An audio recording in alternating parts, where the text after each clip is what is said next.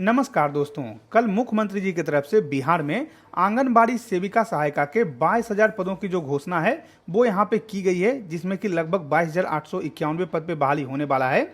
और इस बहाली का जो आप लोग का सूचना है वहाँ पे जारी हो चुका है, नोटिस आप लोग वहाँ पे जारी कर दिया गया है। तो आज मैं आपको जो है इसी बहाली के बारे में जानकारी देने वाला हूँ कि ये जो 22,000 बहाली है इसमें योग्यता पात्रता क्या रहने वाला है, कौन कौन लोग फॉर्म यहाँ पे फिल कर पाएंगे, कहाँ से आप लोग का आवेदन लिया जाएगा, सिलेक्शन कैसे होने वाला है, योग्यता क्या रहेगा, उम्र क्या रहेगा, वो सब कुछ मैं आप लोग को वहाँ पे क्लियर कर दूंगा। तो वीडियो आप जो ध्यान से जरूर देखिएगा। जितनी भी महिलाएं हैं उनके लिए बहुत ही अच्छा मौका रहने वाला है कि 22,800 कुछ पदों पे आप लोग का बहाली निकाला गया है, यानी कि लगभग जो है 23,000 पद पे जो है बिहार में ये वैकेंसी यहाँ पे आने वाला है। और सबसे अच्छी बात ये होती है कि आपको अपने ही पंचायत में, अपने ही वार्ड में जो है काम करने का मौका मिलता है। तो वीडियो आप ध्यान से जरूर देखिएगा, सारा कुछ मैं आप लोग को डिटेल में बताता हूँ। लेकिन उससे पहले अगर आप लोगों ने अभी तक इस चैनल को सब्सक्राइब नहीं किया है तो नीचे आप लोग को सब्सक्राइब का बटन दिख रहा होगा, उसको दबाकर आप हमारे चैनल को सब्सक्राइब कर लीजिए। साथ में इस वीडियो को लाइक और शेयर कर दीजिए ताकि और भी जो लोग होंगे उनको वहाँ पे जानकारी मिल पाएगा और हम भी आपके लिए इसी तरीके की जो अच्छी अच्छी वीडियो है वो हमेशा लाते रहेंगे। चलिए मैं आप लोग को जो है इसके बारे में पूरा जानकारी देता हूँ कि क्या योग्यता पात्रता रहने वाला है, कौन कौन लोग यहाँ पे आवेदन कर पाएंगे। तो सबसे पहले दोस्तों यहाँ पे देखिए ऑफिशियल नोटिस पड़ा हुआ है जो कि बिहार समाज कल्याण विभाग की तरफ से यहाँ पे जारी किया गया है। और यहाँ पे जानकारी दिया हुआ है कि समेकित बाल विकास सेवाएं यानी कि ICDS अंतर्गत जो है 6 वर्ष तक की आयु वर्ग के बच्चे, गर्भवती एवं शिशुवती महिलाओं आदि को आंगनबाड़ी केंद्र के माध्यम से पूरक पोषक आहार, स्कूल पूर्व शिक्षा, स्वास्थ्य जांच, संदर्भ सेवाएं, प्रतिरक्षाकरण एवं पोषण आहार स्वास्थ्य शिक्षा उपलब्ध कराई जाती है। राज्य अंतर्गत संचालित आंगनबाड़ी केंद्र के सफल संचालन हेतु सेविका सहायिका का चयन किए जाने हेतु आंगनबाड़ी सेविका सहायिका चयन मार्गदर्शिका 2022 प्रभावी है। यानी दोस्तों यहाँ पे क्या है कि अभी तक जो आप लोग का सेविका सहायिका की बहाली होती है वो जो है मार्गदर्शिका जो आप लोग का गाइडलाइन 2022 में यहाँ पे बनाया गया था उसी के आधार पे होता है। लेकिन अब जो है यहाँ पे सरकार ने नया गाइडलाइन बना दिया है और आंगनबाड़ी सेविका सहायिका चयन मार्गदर्शिका 2026 की जो स्वीकृति है वो मंत्रिपरिषद के द्वारा यहाँ पे दिया जा चुका है। और कुल जो है 6141 सेविका के पद पे आप लोग का बहाली होगा और 16,750 जो है वो सहायिका के बहाली यहाँ पे होने वाला है। यानी कि टोटल जो है 22,891 पद पे आप लोग का जो बहाली है वो यहाँ पे होने वाला है। तो बिहार में बम्पर वैकेंसी निकल के आ रही है सेविका सहायिका की 22,000 से ज्यादा, लगभग 23,000 के आसपास आप मान लीजिए, क्योंकि 22,891 पोस्ट है तो लगभग 23,000 जो बम्पर बहाली है वो आप लोग वहाँ पे होने वाला है। और जो नया आप लोग का गाइडलाइन बनाया गया है उसी के आधार पर ये जो बहाली है वो आप लोग वहाँ पे किया जाएगा।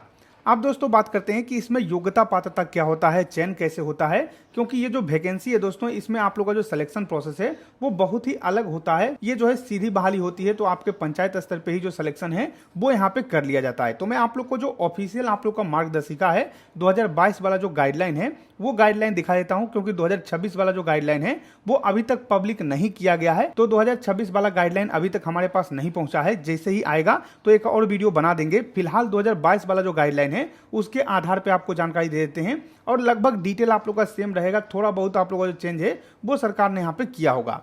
यहाँ पे देखिए मेरे पास जो है ऑफिशियल आप लोग का जो गाइडलाइन है वहाँ पे पड़ा हुआ है और इसमें जो है जानकारी दिया हुआ है कि मार्गदर्शिका 2022, तो 2022 वाला जो आप लोग का गाइडलाइन है वो यहाँ पे देखने को मिलेगा और इसमें पूरा जानकारी बहाली के बारे में दिया हुआ है। सबसे पहले यहाँ पे आहारता देखिए कौन कौन आवेदन कर सकती हैं। तो यहाँ पे जानकारी दिया हुआ है कि आंगनबाड़ी सेविका एवं सहायिका चयन हेतु न्यूनतम शैक्षणिक योग्यता जो है वो मान्यता प्राप्त शिक्षण संस्थान से इंटर, यानी कि अगर आप 12वीं पास हैं अथवा समकक्ष यहाँ पे उत्तीर्ण है तो आप यहाँ पे आवेदन कर सकते हैं। तो यहाँ पे एक बहुत ही बड़ा बदलाव है कि सेविका और सहायिका दोनों के लिए जो है आपका इंटर पास यहाँ पे मांगा जाएगा। हालांकि पहले जो है एक आप लोग का नियम निकाला गया था, बहुत सारे जिले की तरफ से नोटिस यहाँ पे जारी किया गया था जिसमें कि आप लोग का बहाली का जो यहाँ पे योग्यता रखा गया था वो सेविका के लिए इंटर और सहायिका के लिए आप लोग का 10th पास यानी मैट्रिक पास यहाँ पे मांगा गया था। लेकिन अब जो है यहाँ पे इंटर पास ही जो आवेदन है वहाँ पे कर पाएंगे। उसके बाद जानकारी दिया हुआ है कि सभी पदभार समर्पित आवेदनों में सर्वोच्च शैक्षणिक योग्यता अतिरिक्त विषय को छोड़कर वाले अभ्यर्थी का चयन जो है सेविका सहायिका के पद पे किया जाएगा। यानी दोस्तों यहाँ पे जो ज्यादा पढ़े लिखे रहेंगे, जो ज्यादा योग्य रहेंगे, उनका जो सिलेक्शन है वो आप लोग यहाँ पे किया जाएगा। ये जानकारी यहाँ पे दिया हुआ है। 2 या 2 से अधिक अभ्यर्थी की सर्वोच्च शैक्षणिक योग्यता समान रहने पर अधिक मेधा अंक यानी कि जिनका नंबर ज्यादा रहेगा उनका चयन जो है सेविका सहायिका के पद पे किया जाएगा। यानी कि मान लीजिए कोई यहाँ पे जो है ग्रेजुएशन पास महिला है, तो ऐसे में जो है ग्रेजुएशन में जितना जितना नंबर रहेगा उस नंबर के अकॉर्डिंग जिनका नंबर ज्यादा रहेगा उनका सिलेक्शन किया जाएगा। तो यहाँ पे ऐसा नहीं है, जो यहाँ पे ग्रेजुएशन पास रहेंगे उनको जो है प्रेफरेंस दिया जाएगा, उनका जो सिलेक्शन है वो पहले यहाँ पे किया जाएगा। उसके बाद यहाँ पे जानकारी दिया हुआ है कि जिनका उम्र ज्यादा होने वाला है उनका जो है सिलेक्शन किया जाएगा। यानी कि मान लीजिए नंबर भी मैच कर जाता है तो ऐसे में जिनका उम्र ज्यादा रहेगा उनका सिलेक्शन यहाँ पे कर लिया जाएगा।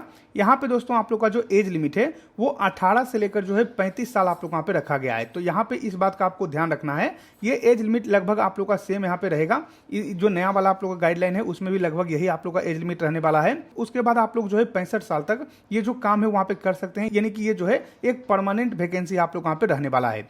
उस पर यहाँ पे जानकारी दिया हुआ है कि आंगनबाड़ी सेविका सहायिका चयन हेतु वार्ड का निवासी होना आवश्यक होगा। यानी कि आप जिस वार्ड के हैं उसी वार्ड में आप यहाँ पे अप्लाई करेंगे, इस बात का ध्यान रखिएगा। आवेदन पत्र के साथ सक्षम पदाधिकारी से निर्गत अस्थायी आवासीय प्रमाण पत्र संलग्न करना अनिवार्य होगा, जिसमें संबंधित वार्ड अंकित होना चाहिए। इस बात का भी आप यहाँ पे ध्यान रखिएगा कि आप लोग को जो है अपना आवासीय प्रमाण पत्र देना होगा और आवासीय में आपका जो वार्ड नंबर है वो यहाँ पे लिखा होना चाहिए।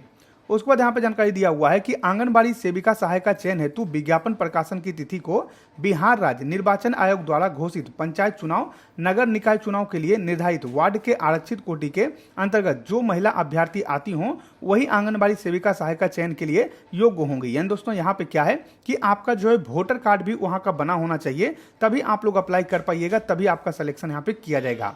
यहाँ पे जानकारी दिया हुआ है कि रिक्त वार्ड की आरक्षित कोटि में योग्य महिला अभ्यर्थी के उपलब्ध नहीं होने पर क्रम अनुसार अनुसूचित जाति, अनुसूचित जनजाति, अति पिछड़ा वर्ग, अल्पसंख्यक सहित पिछड़ा वर्ग, अल्पसंख्यक सहित सामान्य वर्ग, अल्पसंख्यक सहित के उम्मीदवारों का जो चयन है वो आप लोग यहाँ पे किया जाएगा। यानी कि मान लीजिए कहीं पे जो है अनुसूचित जनजाति का आप लोग का सीट है, लेकिन वहाँ पे कोई अनुसूचित जनजाति यहाँ पे अप्लाई नहीं करते हैं तो अनुसूचित जाति वालों का यहाँ पे सिलेक्शन किया जाएगा।